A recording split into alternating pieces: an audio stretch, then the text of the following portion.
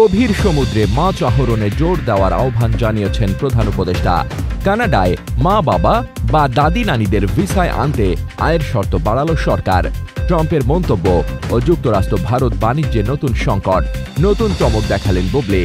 BCB কথা না রাখায় মহাবিপদে জেলা ক্রীড়া সংস্থাগুলো। এতক্ষণ শুনছিলেন শিরোনাম, এখন থাকছে বিস্তারিত। গভীর সমুদ্রে মাছ আহরণে জোর দেওয়ার আহ্বান জানিয়েছেন প্রধান উপদেষ্টা। গভীর সমুদ্রে মাছ আহরণ কার্যক্রম জোরদার করতে এবং প্রাণী সম্পদ খাতকে আধুনিকায়নের জন্য মৎস্য ও প্রাণী সম্পদ মন্ত্রণালয়কে আহ্বান জানিয়েছেন প্রধান উপদেষ্টা অধ্যাপক ডক্টর মোহাম্মদ ইউনূস। এ খাতে বিশাল সম্ভাবনা থাকলেও বাংলাদেশ এখনও তা পুরোপুরি কাজে লাগাতে পারেনি বলে মন্তব্য করেছেন তিনি। কানাডায় মা বাবা বা দাদি নানিদের ভিসায় আনতে আয়ের শর্ত বাড়ালো সরকার।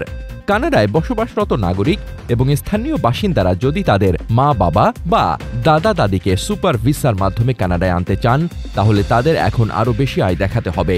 2025 সালের জন্য আয় সংক্রান্ত এই নতুন শর্ত 29 জুলাই থেকে কার্যকর হয়েছে।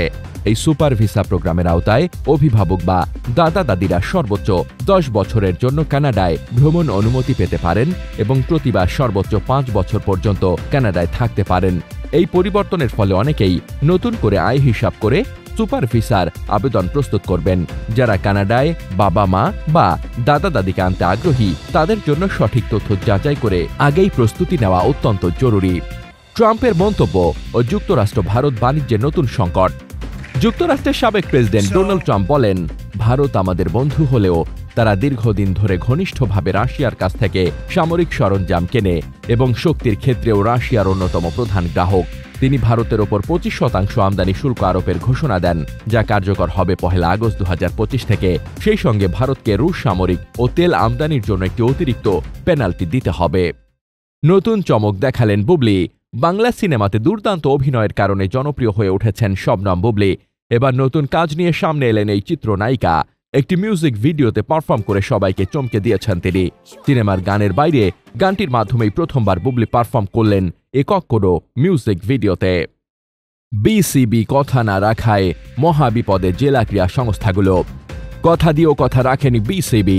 টেস্ট মর্যাদার 25 বছর পূর্তি উপলক্ষে প্রতিটি জেলা ক্রীড়া সংস্থাকে ক্রিকেট কার্নিভালের জন্য 25,000 করে টাকা দেওয়ার কথা থাকলেও 1.5 মাস পরও সেই অর্থ হাতে পায়নি সংস্থাগুলো।